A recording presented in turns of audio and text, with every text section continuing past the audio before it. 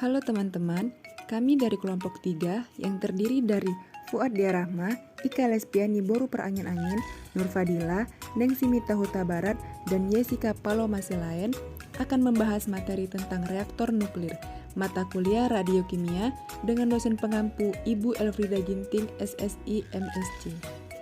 Adapun indikator yang akan kami bahas ada 5, yaitu yang pertama ada sejarah reaktor nuklir, yang kedua definisi reaktor, yang ketiga reaktor nuklir, yang keempat komponen-komponen reaktor nuklir, dan yang kelima jenis-jenis reaktor nuklir. Selanjutnya ada sejarah reaktor nuklir. Reaktor nuklir generasi pertama digunakan untuk menghasilkan plutonium sebagai bahan senjata nuklir. Selain itu, reaktor nuklir juga digunakan oleh Angkatan Laut Amerika untuk menggerakkan kapal selam dan kapal pengangkut pesawat udara.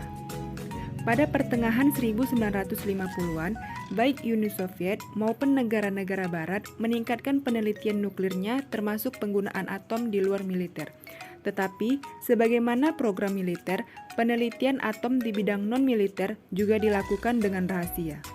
Pada 20 Desember 1951, listrik dari generator yang digerakkan oleh tenaga nuklir pertama kali dihasilkan oleh Experimental Breeder Reactor 1 atau EBR-1 yang berlokasi di Arco, Idaho.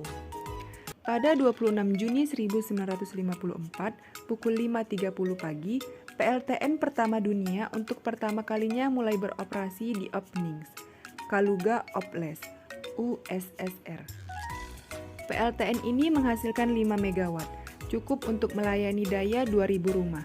PLTN skala komersial pertama dunia adalah Calder Hall, yang mulai beroperasi pada 17 Oktober 1956. Reaktor generasi pertama lainnya adalah Shippingport Reactor, yang berada di Pennsylvania pada tahun 1957. Nah, di sini ada definisi dari reaktor nuklir. Reaktor nuklir adalah suatu alat untuk mengendalikan reaksi fisi berantai dan sekaligus menjaga kesinambungan reaksi itu. Reaktor nuklir ditetapkan sebagai alat yang menggunakan materi nuklir sebagai bahan bakarnya. Materi fisi yang digunakan sebagai bahan bakar misalnya uranium, plutonium, dan lain-lain. Untuk uranium digunakan uranium alam atau uranium diperkaya. Jadi, secara umum, reaktor nuklir adalah tempat berlangsungnya reaksi nuklir yang terkendali. Jenis reaktor nuklir dibedakan berdasarkan besarnya energi kinetik neutron yang merupakan faktor utama dalam reaksi fisi berantai, yaitu reaktor neutron panas, reaktor neutron cepat, dan lain-lain. Berdasarkan materi yang digunakan sebagai moderator dan pendingin, reaktor diklasifikasikan menjadi reaktor air ringan, reaktor air berat, reaktor grafit, dan lain-lain. Berdasarkan tujuannya, diklasifikasikan menjadi reaktor riset, reaktor uri material, reaktor daya, dan reaktor lainnya. Reaktor nuklir. Reaktor nuklir adalah tempat terjadinya reaksi fisi berantai, diatur dan dijaga kesinambungannya pada laju yang tetap atau berlawanan dengan bom nuklir, di mana reaksi berantai ini terjadi pada orbital pemecahan detik dan reaksi ini tidak terkendali atau dijaga kesinambungannya pada laju yang tetap. Dalam reaktor nuklir ini terjadi proses pemecahan inti atom atau yang dikenal dengan sebutan proses fisi. Proses fisi adalah bahan bakar dipecah dengan penembakan neutron. Pemecahan ini menghasilkan energi dan partikel-partikel. Energi yang dihasilkan di sini sangat besar, yaitu 200 MeV, dan partikel dasar yaitu proton, elektron, dan neutron. Neutron yang baru terbentuk akan menembak atom di sampingnya. Begitu seterusnya hingga reaksi ini dinamakan sebagai reaksi berantai. Adapun tipe reaktor nuklir di dunia yang sering digunakan adalah tipe LWR. Tipe ini menggunakan air biasa sebagai moderator, sekaligus menghasilkan uap air yang kemudian digunakan untuk menggerakkan turbin. Di Amerika, BINR dan PWR menggunakan tipe LWR. Daya nuklir ini menghasilkan energi yang digunakan sebagai pembangkit panas dan pembangkit listrik. Pada umumnya, reaksi nuklir ini digunakan untuk pembangkit listrik dari reaktor penelitian yang digunakan untuk pembuatan radioisotop atau isotop radioaktif dan sebagai penelitian. Pada awalnya, reaktor nuklir ini digunakan sebagai memproduksi plutonium sebagai bahan senjata nuklir. Penggunaan daya nuklir pada manusia sangat penting, tetapi pada saat ini, daya nuklir masih terbatas pada reaksi fisi nuklir dan peluruan radioaktif. Baiklah, di sini saya Fuadia Rahma akan melanjutkan penjelasan mengenai komponen-komponen reaktor nuklir.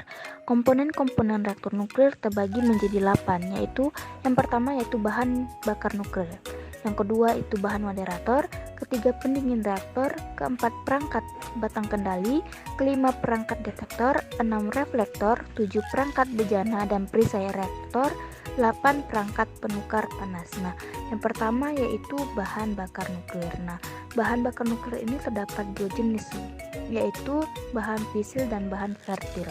Bahan fisil ialah suatu unsur atau atom yang langsung dapat memberikan reaksi pembelahan apabila dirinya menangkap neutron.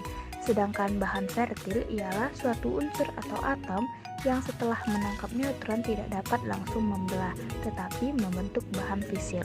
Pada kenyataannya, sebagian besar bahan bakar nuklir yang berada di alam adalah bahan fertil. Yang kedua yaitu bahan moderator. Dalam reaksi fisi, neutron yang dapat menyebabkan reaksi pembelahan adalah neutron termal. Neutron tersebut memiliki energi sekitar 0,025 eV pada suhu 27 derajat Celcius. Sementara neutron yang lahir dari reaksi pembelahan memiliki energi rata-rata 2 MeV, jauh lebih besar dari energi termalnya. Syarat bahan moderator adalah atom dengan nomor massa kecil. Syarat lainnya memiliki tampang lintang atau serapan neutron yang kecil, memiliki tampang lintang hamburan yang besar dan memiliki daya hantaran panas yang baik serta tidak korosif. Yang selanjutnya yaitu 3 pendingin reaktor. Pendingin reaktor berfungsi sebagai sarana pengambilan panas hasil fisi dari dalam elemen bakar untuk dipindahkan atau dibuang ke tempat lain atau lingkungan melalui perangkat penukar panas. Sesuai dengan fungsinya, maka bahan yang baik sebagai pendingin adalah fluida yang koefisien perpindahan panasnya sangat bagus. Selanjutnya yaitu 4 batang kendali reaktor. Batang kendali reaktor ini berfungsi sebagai pengendali lainnya operasi reaktor agar laju pembelahan atau populasi neutron di dalam teras reaktor dapat diatur sesuai dengan kondisi operasi yang dikehendaki. Selain itu, batang kendali juga berfungsi untuk memadamkan reaktor atau menghentikan reaksi pembelahan. Selanjutnya yaitu 5 perangkat detektor. Detektor adalah komponen penunjang yang mutlak diperlukan di dalam reaktor nuklir. Semua informasi tentang kejadian fisis di dalam teras reaktor yang meliputi popularitas neutron, laju pembelahan, suhu, dan lain-lain hanya dapat dilihat melalui detektor yang dipasang di dalam teras reaktor. Selanjutnya yaitu 6 reflektor. Neutron yang keluar dari pembelahan bahan fisil berjalan dengan kecepatan tinggi ke segala arah. Karena sifatnya yang tidak bermuatan listrik, maka gerakannya bebas menembus medium dan tidak berkurang bila tidak menumbuk suatu inti atom medium. Karena sifat itu, sebagian neutron dapat lolos keluar teras reaktor atau hilang dari sistem. Komponen selanjutnya yaitu 7 bejana dan perisai reaktor. Bejana atau tangki reaktor berfungsi untuk menampung fluida pendingin agar teras reaktor selalu terendam di dalamnya. Bejana tersebut selain harus kuat menahan beban, juga harus tidak korosif bila berinteraksi dengan pendingin atau benda lain di dalam teras. Bahan yang bisa digunakan adalah aluminium dan stainless steel. Komponen yang terakhir yaitu 8 perangkat penukar panas atau heat exchanger atau HE. Perangkat penukar panas merupakan komponen penunjang yang berfungsi sebagai sarana pengalihan panas dari pendingin primer yang menerima panas dari elemen bakar untuk diberikan pada fluida pendingin yang lain atau sekunder. Baik, selanjutnya akan saya jelaskan mengenai jenis-jenis reaktor nuklir. Jadi reaktor nuklir dibedakan berdasarkan besarnya energi kinetik neutron yang merupakan faktor utama dalam reaksi fisi berantai, yaitu reaktor neutron panas, reaktor neutron cepat, dan lain-lain. Nah, klasifikasi reaktor dibedakan berdasarkan kegunaan, tenaga neutron, dan nama komponen serta parameter operasinya. Nah, adapun jenis-jenis reaktor nuklir yang berdasarkan kegunaannya ada 3, yaitu reaktor fisi, reaktor fusi, dan reaktor penelitian. Nah, reaktor fisi merupakan instalasi yang menghasilkan daya panas secara konstan dengan memanfaatkan reaksi fisi berantai. Istilah ini dibedakan dengan reaktor fusi yang memanfaatkan panas dari reaksi fusi. Nah, dimungkinkan adanya reaktor yang memadukan kedua jenis tersebut, atau bisa kita sebut juga sebagai reaktor hibrid. Nah, yang kedua ada reaktor fusi. Reaktor fusi adalah suatu instalasi untuk mengubah energi yang terjadi pada reaksi fusi menjadi energi panas atau listrik yang mudah dimanfaatkan. Reaksi fusi ini merupakan reaksi penggabungan inti atom ringan. Misalnya, reaksi antara deuterium dan tritium. Deuterium sangat melimpah di alam, namun tritium tidak ada dalam alam ini. Oleh karena itu, bahan yang mengandung ini digunakan sebagai selimut. Selanjutnya direaksikan dengan neutron yang terjadi dari reaksi fusi untuk menghasilkan tritium, sehingga diperoleh siklus bahan bakar. Nah, sistem reaktor fusi pun terdiri dari bagian plasma teras, selimut, bayan vakum, magnet superkonduktor, dan lain-lain. Dibandingkan dengan reaktor fisi, reaktor fusi tidak akan mengalami lepas kendali dan sedikit menghasilkan produk radioaktif, sehingga memiliki tingkat keselamatan yang tinggi. Nah, selanjutnya ada reaktor penelitian. Reaktor riset ataupun reaktor penelitian adalah suatu reaktor yang dimanfaatkan untuk berbagai macam tujuan penelitian. Misalnya, reaktor uji material yang digunakan secara khusus untuk uji iridiasi, reaktor untuk eksperimen fisika reaktor riset untuk penelitian dengan menggunakan berkas neutron dan alat eksperimen kekritisan, reaktor untuk pendidikan dan pelatihan. Di antara reaktor-reaktor tersebut yang disebut reaktor riset pun terdiri dari berbagai macam. Misalnya reaktor untuk eksperimen berkas neutron dan uji iradasi material, reaktor untuk eksperimen perisai, reaktor untuk uji pulsa, dan lain-lain. Tipe-tipe reaktor riset antara lain yaitu tipe kolam berpendingin dan bermoderator air berat, tipe kolam berpendingin dan bermoderator air ringan, dan tipe kolam berpendingin air ringan dan bermoderator air berat. Nah, yang keempat ada pembangkit tenaga listrik nuklir. Nah, pembangkit tenaga listrik nuklir ini dibedakan menjadi 2, yaitu ada prinsip kerja PLTN dan jenis-jenis PLTN. Yang pertama kita masuk dulu ke prinsip kerja PLTN. Pembangkit listrik tenaga nuklir ataupun kita singkat PLTN adalah pembangkit listrik termal di mema panas yang dihasilkan diperoleh dari satu atau lebih reaktor pembangkit listrik PLTN, termasuk dalam pembangkit daya baseload yang dapat berbeda dengan baik ketika daya keluarannya konstan meskipun boiling water reaktor dapat turun hingga setengah dayanya ketika malam hari. Daya yang dibangkitkan per unit pembangkit berkisar dari 40 MWT hingga 1000 LVLT. Prinsip kerja PLTN sebenarnya mirip dengan pembangkit listrik lainnya, misalnya pembangkit listrik tenaga uap atau PLTU. Uap bertekanan tinggi pada PLTU digunakan untuk memutar turbin. Tenaga gerak putar turbin ini kemudian diubah menjadi tenaga listrik dalam sebuah generator. Nah, perbedaan PLTN dengan pembangkit lain terletak pada bahan bakar yang digunakan untuk menghasilkan uap, yaitu uranium. Reaksi pembelahan fisi inti uranium menghasilkan tenaga panas atau termal dalam jumlah yang sangat besar serta membebaskan 2-3 buah neutron. Pada prinsipnya, sistem kerja pembangkit listrik tenaga nuklir atau PLTN ini pun tidak ada ubahnya, seperti prinsip kerja dari sebuah pembangkit listrik yang memanfaatkan panas sebagai pembangkit uap. Uap air yang bertekanan tinggi digunakan untuk menggerakkan turbin, kemudian turbin menggerakkan generator, dan generator menghasilkan listrik. Nah, yang B ada jenis-jenis PLTN. Jadi jenis-jenis PLTN itu dibagi menjadi PWR dan BWR. PWR itu adalah jenis reaktor daya nuklir yang menggunakan air ringan biasa sebagai pendingin maupun moderator neutron. Reaktor ini pertama kali dirancang oleh Westinghouse untuk kepentingan kapal perang, tetapi kemudian rancangan ini dijadikan komersial oleh Westinghouse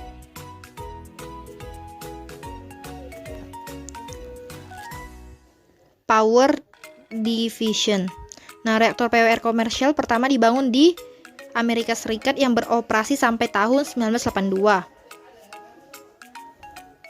Nah, selain Westinghouse, banyak perusahaan lain seperti ASEA Brown Boveri Combustion Engineering atau disebut ABBCE, Framatome, Kraftwerk, Union, Siemens, dan Mitsubishi yang mengembangkan dan membangun reaktor PWR ini.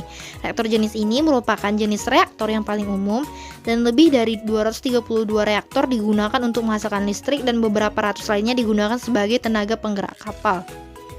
Nah, pada reaktor jenis PWR ini, aliran pendingin utama yang berada di teras reaktor bersuhu mencapai 325 derajat Celcius sehingga perlu diberi tekanan tertentu sekitar 155 atmosfer oleh perangkat pressurizer sehingga air tidak dapat mendidih. Pemindah panas generator uap digunakan untuk memindahkan panas ke aliran pendingin sekunder yang kemudian mendidih menjadi uap air dan menggerakkan turbin untuk menghasilkan listrik. Uap kemudian diembunkan di dalam kondenser menjadi aliran pendingin sekunder.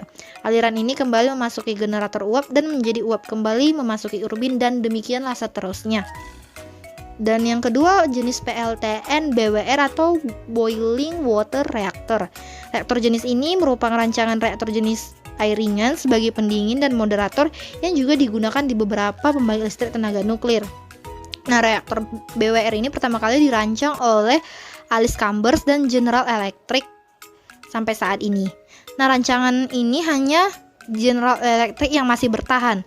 Reaktor BWR rancangan General Electric dibangun di California.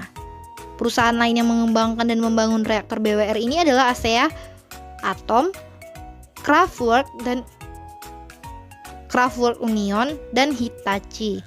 Reaktor ini mempunyai banyak persamaan dengan reaktor PWR.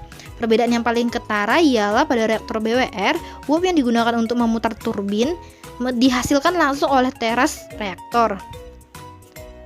Nah, pada reaktor BWR hanya terdapat satu sirkuit aliran pendingin yang bertekanan rendah sekitar 75 atm, sehingga aliran pendingin dapat mendidih di dalam teras mencapai suhu 285 derajat Celcius. Uap yang dihasilkan mengalir menuju perangkat pemisah dan pengering uap yang terletak di atas teras kemudian menuju turbin. Karena air yang berada di sekitar teras dan selalu mengalami kontaminasi oleh peluruhan radionukleida, maka turbin pun harus diberi perisai dan perlindungan radiasi sewaktu masa pemeliharaan. Kebanyakan zat radioaktif yang terdapat pada air tersebut berumur paru sangat singkat. Misalnya N16 dengan umur paru 17 detik, sehingga ruang turbin dapat dimasuki sesaat setelah reaktor dipadamkan. Uap tersebut kemudian memasuki turbin generator. Setelah turbin digerakkan, uap diembunkan di kondenser menjadi aliran pendingin, kemudian dipompa ke reaktor dan memulai siklus kembali seperti di atas yang sudah saya jelaskan sebelumnya. Baik, sekian. Kesimpulannya yaitu, reaktor nuklir adalah suatu alat untuk mengendalikan reaksi fisi berantai dan sekaligus menjaga kesinambungan reaksi itu. Reaktor nuklir ditetapkan sebagai alat yang menggunakan materi nuklir sebagai bahan bakarnya. Jenis reaktor nuklir dibedakan berdasarkan besarnya energi kinetik neutron yang merupakan faktor utama dalam reaksi fisi berantai, yaitu reaktor neutron panas, reaktor neutron cepat, dan lain-lain. Berdasarkan jenis materi yang digunakan sebagai moderator dan pendingin, reaktor diklasifikasikan menjadi reaktor air ringan, reaktor air berat, reaktor grafit, dan lain-lain.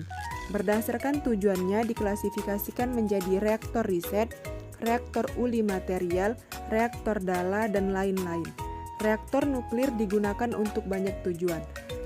Saat ini reaktor nuklir paling banyak digunakan untuk membangkitkan listrik dan reaktor penelitian yang digunakan untuk pembuatan radioisotop atau isotop radioaktif dan untuk penelitian. Sekian dari hasil presentasi kami, semoga dapat menambah wawasan kita semua. Sekian dan terima kasih.